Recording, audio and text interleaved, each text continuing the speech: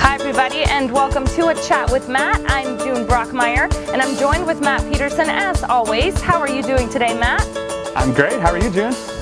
I'm doing great, and today we're going to talk about a topic that's called customer email communications. And we've talked about this in the past, but we want to focus on something specific, and that is newsletters. So Matt, what exactly is a newsletter?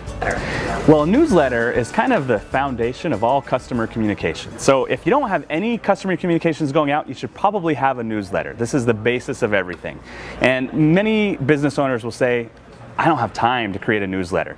But really it is the foundation, a way to nourish and nurture those relationships you have with customers. So we recommend that everybody have some sort of a newsletter that goes out on a consistent basis.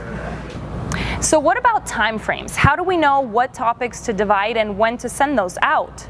That's a great question. So it's really important to develop a consistent schedule with that newsletter. So you want to think of a time frame. Now it doesn't matter if that's once a month, once a week, once a quarter. It could be different for every business. But what you want to do is consistently deliver that newsletter so that the people are waiting for it when it's delivered to their inbox. If you can consistently deliver great message to them through the newsletter, they're going to be expecting it and they're going to open it.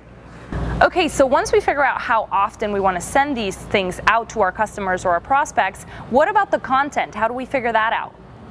Yeah, so the most important part of the newsletter is the content, right? The content should be about them, not about you. Nobody wants to sit around and read your diary, right? This is content that will be relevant to them, that will help them move forward with whatever it is you're going to sell them. So it could include complementary resources to the product that you sell. It could include tips and tricks, all kinds of things that will help them. So you want to think about your customer and what they need, and that's what should be included in your newsletter. It shouldn't be just pictures of you and your dog, although that could be cool every once in a while. It needs to be about them. We want to make sure that this content is dialed in. So one of the things that we recommend doing is to have an editorial calendar. This will make it a lot simpler to create the content, and you're going to have it all planned out from the beginning. So we have a sample of an editorial calendar that you'll fill out, and what you'll do is include dates and target audiences and things you want to include, things you want to tell them, things you want to teach them, and you can plan that out for an entire year if you want to. So we've actually created a calendar for you too, and we'd like you to download it. So if you click on the PDF link, you can download your very own editorial calendar and start filling it out. In about an hour, you can be done planning your entire newsletter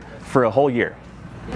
And one of the things you'll notice when you're filling out your calendar is that, for example, in November, we have Thanksgiving here in the United States. So if my target audience was here in the United States, maybe I want to send a Happy Thanksgiving segment of my newsletter. And in that, I can include a download for a free placemat. I don't know, something that has to do with Thanksgiving. So as you go through, there's seasonality. In the summer months, you may want to talk about your favorite vacation rentals. In the winter months, you might want to talk about a ski vacation that you've gone on. There's all kinds of things you can do, and as you fill out that calendar, you'll notice seasonal items that will be a great source of content for your customers.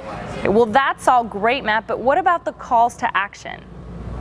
So now that we've taught you a little bit about the editorial calendar and how to plan that content, let's talk about a key piece that goes in that content, which is the calls to action. We want to make sure that we're inspiring, we're asking these people to do something. It doesn't have to be to buy your product, and in fact, I'd recommend it's not the call to action to buy your product, but it should be to read a blog post, to watch a video, to subscribe to your Facebook page. There's all kinds of different things you can ask them to do, but make sure they're taking action on that newsletter, because when it does come time to ask them to purchase something or maybe to refer a friend, they'll be used to taking that kind of action because of the newsletter.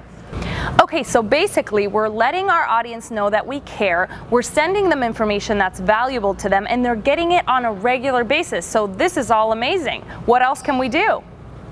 Yeah, so if the newsletter is the foundation of all customer communications and it's something everybody should have, the next thing that we'd recommend is sending out information about seasonal promotions. This is a great way to stay in touch with customers and give them valuable information, and so we're going to talk a little bit more about that next week.